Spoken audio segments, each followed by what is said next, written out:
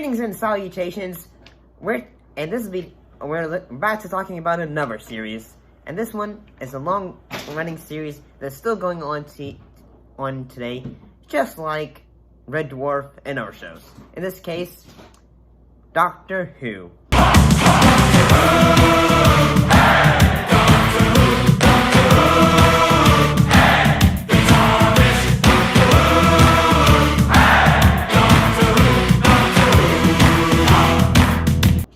In this case, we're looking at the very first pilot, which is a four-parter, with the episode An Unearthly Child. Let's look at part one of it, the first part of it, which was 100,000 BC.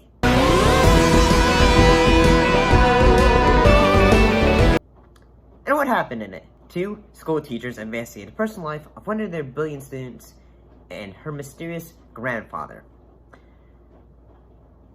And if you didn't know, back when the show started, for Doctor Who, they really didn't as a viewer, this is when the show first started. So, when you're first watching it, we had no idea that this show would leap off into creating an entire series that would, in a way, be, going on for over 60 years. I mean, it could be, yeah, I think it's 60 years, yeah.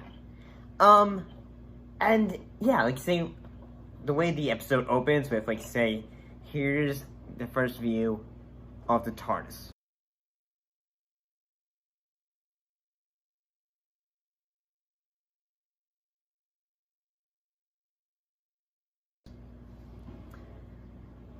And, yes, say, one thing that makes it, I think makes the first part of it pretty good, is the fact that we don't immediately go into, here's the Doctor, played by William Hartnell. And that we get to know, say, some other background characters, like Susan's teachers and all that, and, say, hey, here, background things, say, hey, Susan's a bit peculiar, and all that, to get us into the world of the story.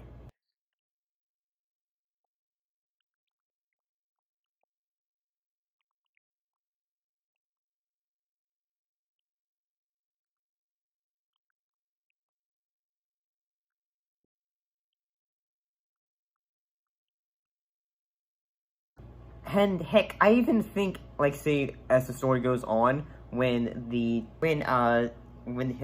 Susan's teachers Ian Chesterton and Barbara Wright, when they're both trying to say, okay, when they're trying to find out where Susan lives to talk to her and her grandfather, and eventually they discover the TARDIS.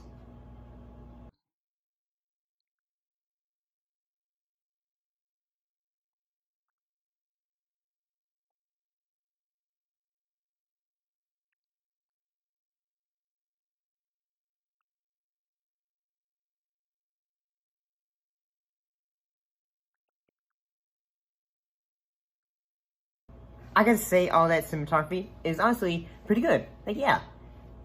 Yes, say, the footage is kind of, yeah, it's kind of, very, grainy at the same time, because, well, unfortunately, they should, some episodes at the beginning of the series weren't really, cleaned up as the years have gone by. And, yes, I do like that, say, when we first meet the Doctor, he is more of, along with his granddaughter, Susan, and the fact that they are sort of, compared to Susan, the Doctor is more of not a hermit, but more of a recluse. He just wants to be left alone and not, be, bothered. And I do like the production value of the TARDIS, and the fact that, this is their first introduction to it. So it looks great.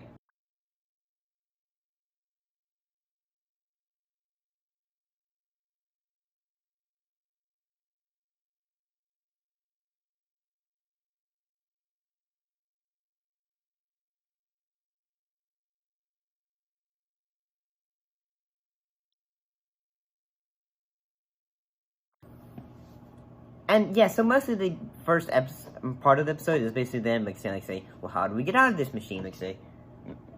Susan, you better let her have your grandfather get us out of here, and all that. And yeah, the dramatic aspects of it, the acting of it, is pretty good for, getting us interested in see how the world develops. Basically, the episode ends with the TARDIS, in a way, transporting itself back 10,000, years later. So let's look back at part 2 of it. And part 2 of it, which was called The Cave of Skulls, what happened in that part? Well, the TARDIS takes this new passage back to the dawn of history. There, the Doctor and his party are captured by a tribe who are trying to rediscover the secret of fire. One of the things that I think, okay, that makes, I think this works, I will do. And that, it's a group of, cave tribe individuals who are, learning about, hey, we're at the dawn of time, and all that. They kind of made fire, but at the same time we feel I would do that again.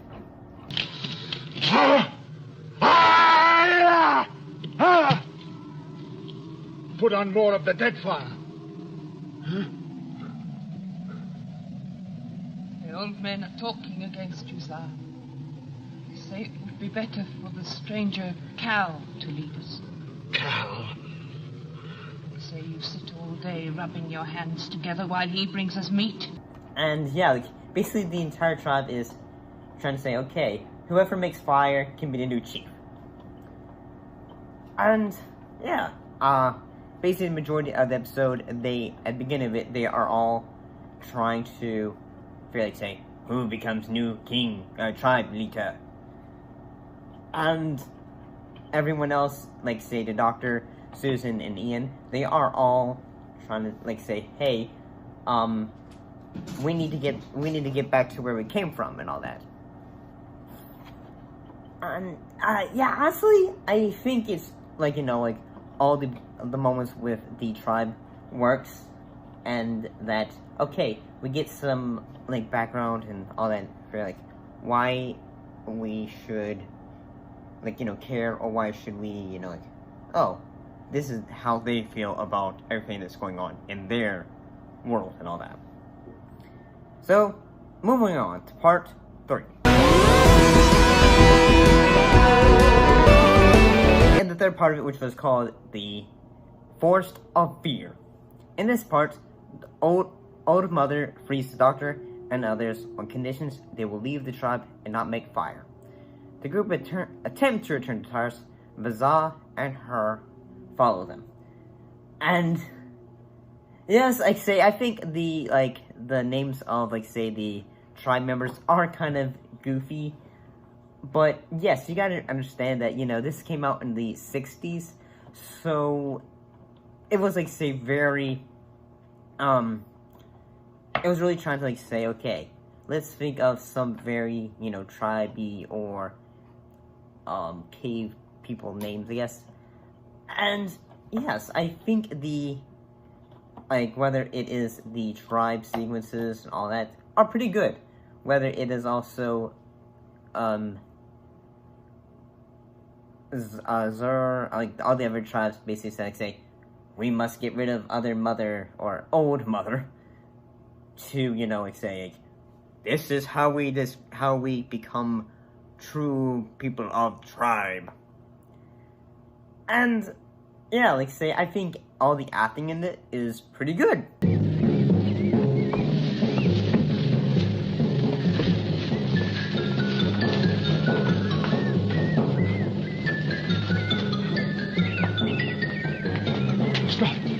Stop, just a minute, let me get it. We can't stop here. Just a moment.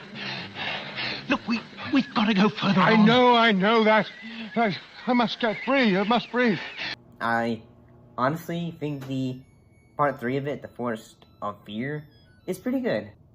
I kind of like it in the fact that, these episodes aren't long, so they go by a very brisk pace. At the same time, it's not like, the episodes are full of, you know, long soliloquies and all that. It gets you through how the characters are feeling, and beat by beat move on. And, yeah, especially, like, say, like, a beginning story of a science fiction show, you kind of want to keep the beat going.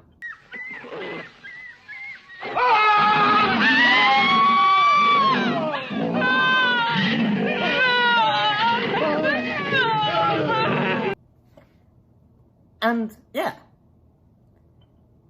And one of the things that eventually happens is old mother ends up being murdered. So, let's look at the final part of it, which is episode 4 of the first episode. And the fourth part of the episode the fourth episode of Unearthly Child is the Fire Maker. Carl accuses Za of old mother's murder, but the doctor exposes him as the real killer. However, Za then insists the child be held prisoner until they show him how to make fire. Yeah, I think, like, say yes, like, as, like, say, okay, they had to figure out, like, how do we keep the runtime for this going? Of, like, say, we gotta figure out how to keep the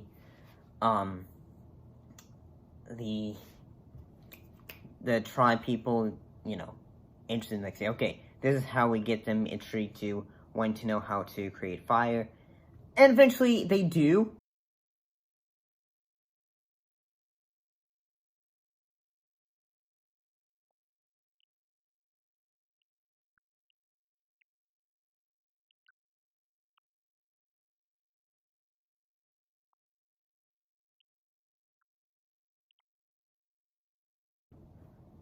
And I kind of think the acting that all the actors get who are part of the tribe are when they feel like, say, this is how you make fire, and in a way, it changes their kind of lives. Of, you know how, like, in Star Trek, how, like, say, the not change, like, you know, being involved in certain societies and changing it.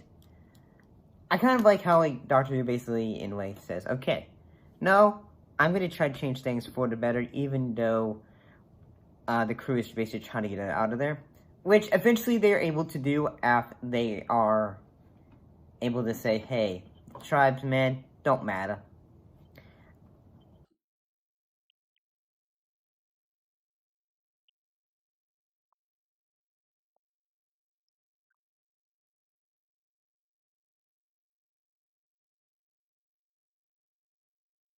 And, yeah, I think that The Unearthly Child, like, looking back at it, I think it kind of works as a introduction to a science fiction show that's been going on for, you know, many decades. And overall, I think it works. I'll see you next time.